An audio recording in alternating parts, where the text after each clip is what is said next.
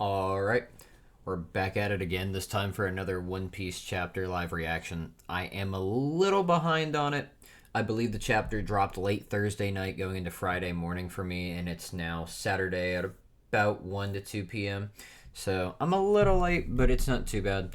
I did mean to put out another video of some kind in the in-between, between chapter 1160 and 1161, but I've kind of had a lot of stuff going on between work and my life. So apologies there. I do want to get back on getting stuff uploaded and getting some stuff worked out. So streaming, and we'll see. We're gonna get things moving again. But let's get back into it with this chapter 1161. I believe we have a color page. Let me hop over to it. We do. We got a color page this week. Wow, this is pretty awesome. So it's the Straw Hats pretty much all over the place at like a, it looks like they're at an arcade of some kind, I would assume. It's kind of what it looks like, an arcade. Like they're playing a claw machine is what it looks like. Where they're winning little stuffed animal versions of lots of like their nakama, like their old friends and family. And then it says, what we hold in our hearts is ours forever, One Piece. And so Luffy's carrying around one of Gaimon, Whitebeard, Rayleigh, Dodon, Garp, Ace, Makino, Sabo, Shanks. He's got Yamato near him. Oden's is right back there. He's grabbing, I'd say a Chopper one, but it kind of looks like it could actually be Chopper that they're grabbing instead, because I don't see it anywhere on the cover page. Brook is the claw machine, which is pretty cool. Jinbei is just sleeping, and he's sleeping on like a big Saul plushie. There's a big lion in the background. Usopp's playing the claw machine. Oh no, that is a stuffed Chopper, because it looks like Chopper's inside the claw machine, and he's crying. Robin wants him to win the real Chopper. Nami is holding a... Oh my goodness, I'll be honest, I don't remember all their names. Vivi, she's carrying the guy from Witheria, whatever his name was, the old guy. And then I feel really bad, I can't remember. Olvia, or no, not Olvia, that's Robin's mom. She's got her sister. I don't know why I can't think of Nami's sister's name. Is it... I know her mom's Bellamere. She's got... Oh, Nojiko. It's Nojiko. And then she's got a Bellamere one, and then she's got one of... I don't remember what the guy's name was with the pinwheel on his hat. I think it starts with a G. He's really cool. I can't remember his name, though. And then Frankie's just over here counting the change that they've got left in his hand. We see a Hancock one that Luffy looked to have dropped. He's got a Momo in his pocket. There's a Carrot one that looks to be falling. Zoro's trying to sleep, and he's laying back on a Shirahoshi one with Mihawk in front of him. There's a Buggy one, and then Sanji is just running around with a bunch of ladies. Oh, and dude, there's a Wood Slap or a Whoop Slap one. From like Luffy's mare from his hometown, and it looks to be falling out of his arms too. That's kind of crazy. These are some really well drawn ones. And then if you look in the machine, you can see all kinds of ones like Zeph, Clover, Kureha. What is that? That looks like Tom. I feel like that might be Foxy back there in the back, the part of the hair that we can see. And then Hero Look. So really cool color page. But I've spent enough time talking about the awesome color page that Oda did. Let's get into his note. I always thought horse meat was only good as sashimi, but I recently went to a joint where they did grilled horse instead, and it was delicious. Alright, so I've never had horse meat. I'm not going to tell you I wouldn't eat horse meat. I'm not going to, I don't, it's never really been something I've thought about. I'm pretty normal. I eat pork, beef, chicken, right? Fish. I've had bison, stuff like that. I don't know if I'd want to try horse. I would think about it, I guess. But good for you, Oda. Grilled horse meat sounds interesting. Rather than sashimi, I would think I would rather have the grilled horse meat if I was going to eat it. But good for Oda. Now let's get into the actual chapter, 1161, titled A Love Ballad in a Hail of Arrows. I'm guessing this is going to be a pretty twisted chapter, since the God's Knight seem to think of love as like a bit of like it's like a ridiculous emotion that humans have from the lower realm. And they think it's funny to watch people die trying to protect things that they love. We see Yamato, Kinemon, and it looks like Momo all at a shrine. It says the resting place of heroes, and they're all praying. And this is volume 43. I imagine we're probably going to finish around 45 or 50, has been my thought for a while. So 2 to 7 more, roughly, right? Let's see where we can get. Typically, these things end with big reveals. And I'll be honest, this whole 40-some, I don't know what big reveals we've had outside of... We now know that Yamato has page 1 and Ulti following her. That's really it. That's just not really a lot of payoff for all these cover stories. It's not very Oda. So I imagine we're going to get something. So into the chapter. Narration. It looks like we're on God Valley. Narration. The island became an inescapable flashpoint where motive and fate erupted into a battlefield of nightmares. Then we cut down to some celestial dragons yelling at the Marines. Head for the evacuation route, but there was a prize I really wanted. We will take responsibility and get it for you. Responsibility? You'll be taking responsibility for all of this, you idiot. And then we cut to the slaves. We might have a chance. Let's use this chaos to hop on a boat and slip away. We cut to then the 3 main guys here. Roger, Rox, Garp, and it says, Roger, where is Shaki? Is she alright? Rox, Eris. That's Blackbeard's mom. Eris. Teach, where are you? Now, the thing is, so Teach, yeah, is his real name, right? So we know that. I want to know if his name is Davy, and that's something I'm hoping to get out of this backstory. Because I'm assuming Blackbeard's name, instead of Marshall D. Teach, is Davy D. Teach. So him calling him Teach does make sense. And then we see Garp saying, where did Roger go? Because, of course, that's all he's there for, is to fight Roger. We then cut to Dragon running with the 2 babies in his arms, thinking, hang in there just a bit longer. Where are the Navy ships? He's confused, running into the forest. More pirates. It's not this way. Says Dragon, looking. Okay, so that's what it is. It's pirates running through the forest towards them. And then behind him is one of the God's Knights. And it says, yeah, I see him, a Marine with a little bundle in his arms. And it's the one who we think, or who I think, and people in the community think might be killing him's mom, because she looks similar with the sharp teeth and the different colored hair. It then cuts to her shooting an energy beam through Dragon. Oh my goodness. Wow, she's pretty awesome. I'd like to know what her power or fruit is. Got him, she says. You're a lifesaver, Mayfie. Garling would have killed me. Oh, so her name is Mayfie. I wonder who she's talking to on the phone. And he drops one of the babies there, and then I think he has another one in his arm. I wonder if she only saw one of the babies, and that's why she said bundle in what sounded like singular.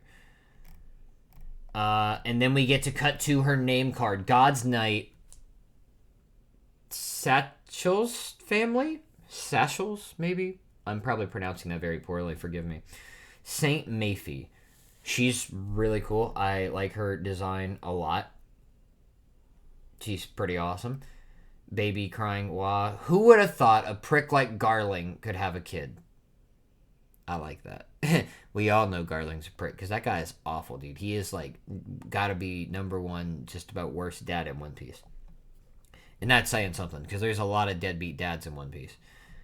Cuts back to her. That's almost as strange as our intriguing little kidnapper. I wonder if she knows who he is. Let's see. It cuts to Dragon reaching out for him. Wait, those babies. They're my only chance to atone for helping set up this twisted murder game. It was nice knowing you, young man, as she pulls out her sword, or a sword, and gets ready to stab him. Dragon thinks, I guess that's that. Considering all the dead, this is probably what I deserve. Out of the way, boom, and a massive slash cuts her in half in like the entire forest. And it's Big Mom and Whitebeard. For the last time, I was aiming at the enemy, not you, says Whitebeard. How many other pirate crews landed here anyway? Big Mom says, liar, I could have died. You want to go right now or something? Trying to pick a fight with Whitebeard? That's pretty funny. And then Dragon's just sitting there. Whoa, these pirates, they're so huge. Wow. Man, they just relentlessly cut her down without even knowing. The baby does seem to be okay. Thank goodness. I imagine that's in her hands. And I'm imagining Dragon still has the other baby in his arm because he's like leaned over. We haven't seen where the other baby is since he got attacked. We saw the one fly out of his hands, and that's the one that she picked up. And then we are not seeing the other baby in any panel yet. So let's continue. Then we see Shiki pulling up behind him. Damn you, Newgate. Are you trying to get me killed? He's thinking, Shiki. This isn't what we agreed on, Lin Lin, says Kaido, approaching them. The Rocks Pirates. If we can take them down, we'll be famous. Huh? Hang on. Are these scrubs after Shaki too? Says Shiki, looking back at a bunch of the random pirates who are staring the four of them down. This is such a goated panel. Get back to bed, you small fries. As we're seeing Big Mom whip around fire, Blackbeard use Momo, or Whitebeard use Momo Kumogiri. We see Shiki swinging both of his swords and Kaido using his Kanabo, just smacking the hell out of all the pirates coming at him.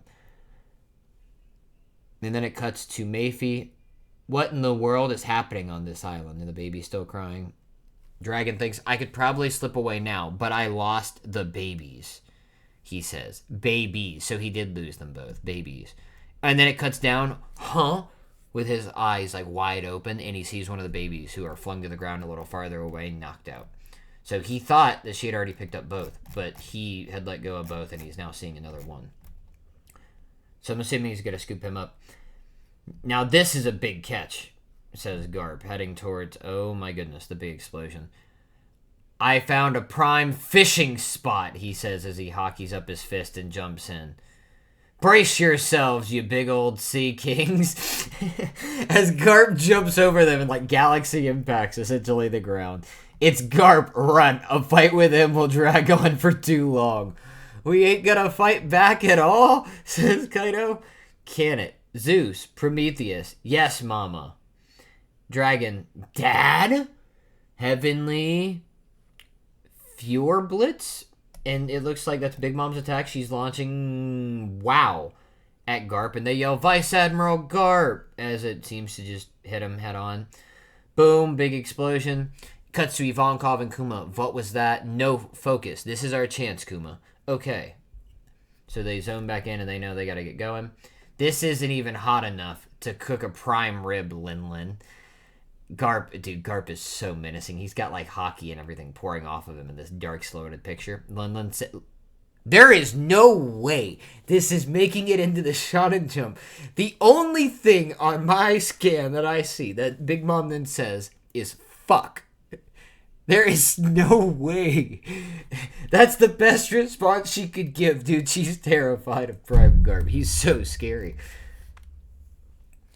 Okay, it then cuts back to Maifi, back on the phone. Hey, the kidnapper's probably dead, and I've secured the baby. That's good enough, right? The baby crying, wah. I'm forever in your debt. Now please get back here before Garling finds out. And she even said in singular again, baby, and the one on the phone hasn't realized yet that it's supposed to be two of them, when they're the one who's supposed to have known.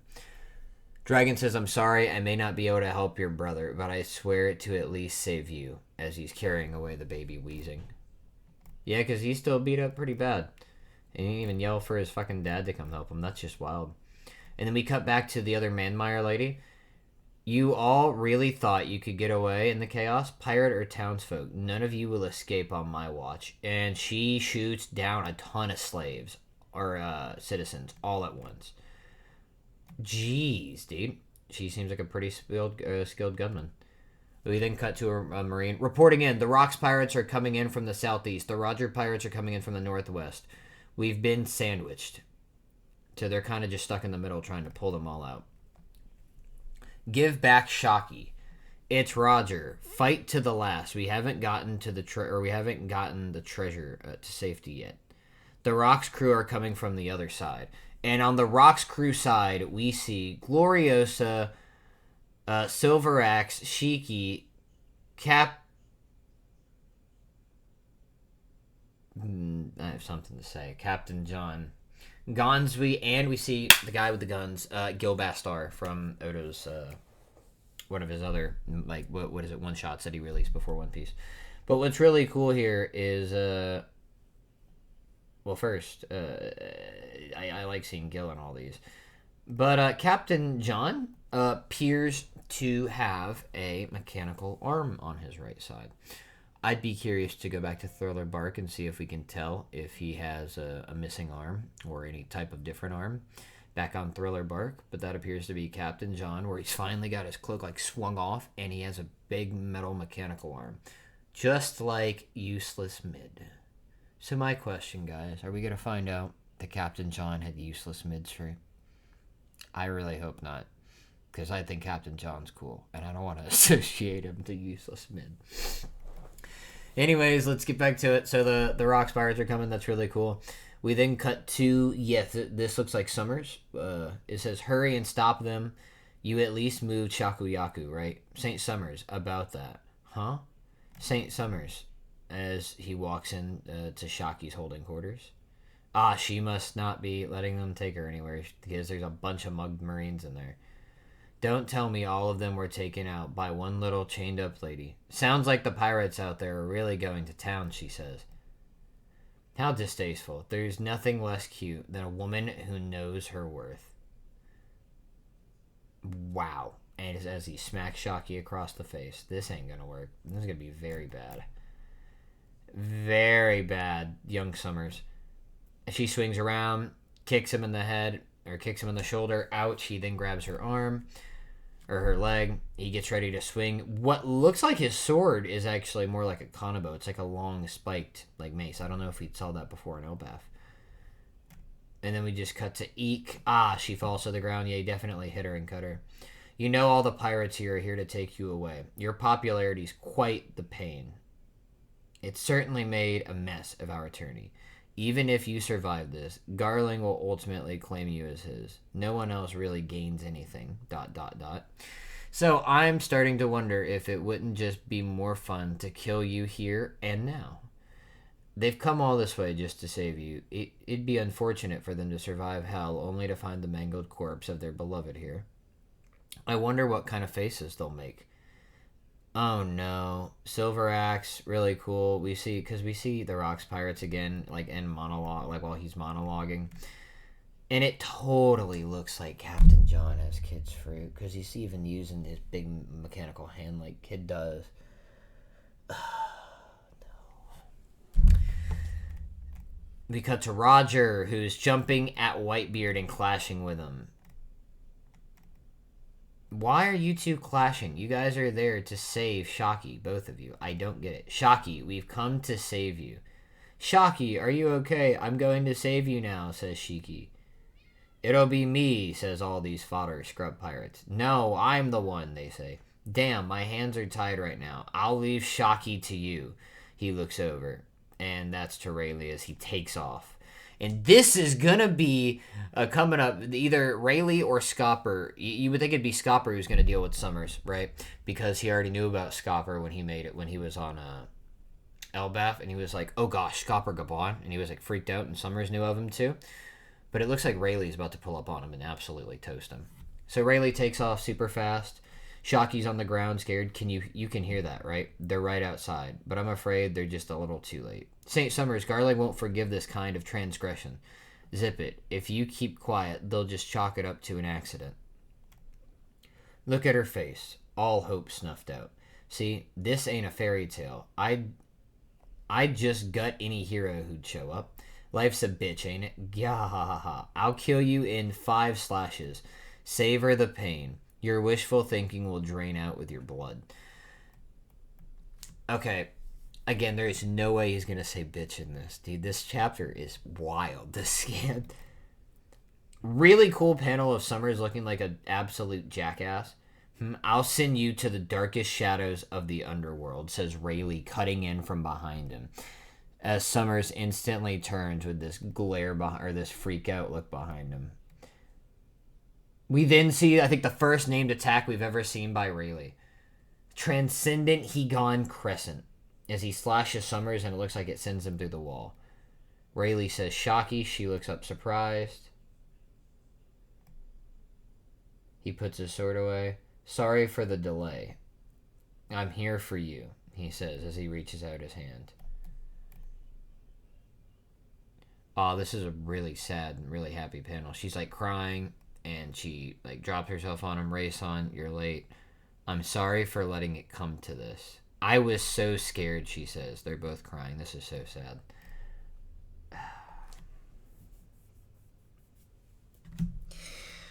Anyways, I'll never ever save it. I'll never ever, he says in there, and that's where it's going to cut off because then we just see Scopper and Roger crying. Save it for later, you dog. Guys, we've got Shocky. Grab the treasure and run for it. Wow. A passionate rescue. So that's pretty cool, but I will say we know this isn't near done, but they're kind of cutting through a lot of this pretty fast, but we're definitely going to still continue to get more. So God Valley is not going to be done yet, and then I will remind everybody that once we're done with God Valley, we are still not done with the flashback. We still have to go back and figure out what happened with Loki and Harald at the castle at Elbaf, however many years ago that was. Because we're only hearing about all this because it's relevant to Loki, in his opinion, to knowing about rocks. Or we're just getting this for fun. It has really, we shouldn't be getting any of this. It really has nothing to do with the original flashback we jumped into. Really cool chapter. Summers is a scumbag. If he wasn't already one of the biggest scumbags in One Piece, he definitely is now. Rayleigh's was already super badass, but this is really great. We get a named attack by him.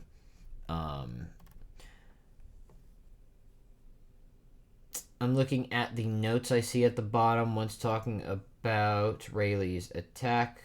The reading sounds like a red spider lily.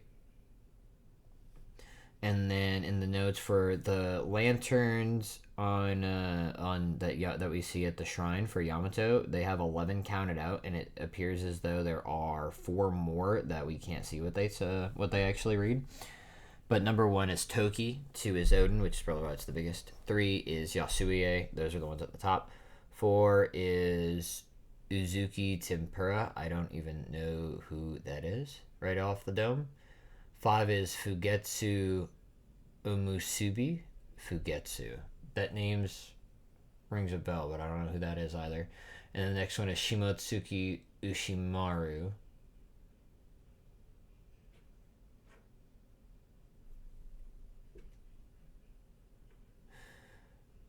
Who would Shimotsuki Ushim? Was that not the fox thing? Did it die?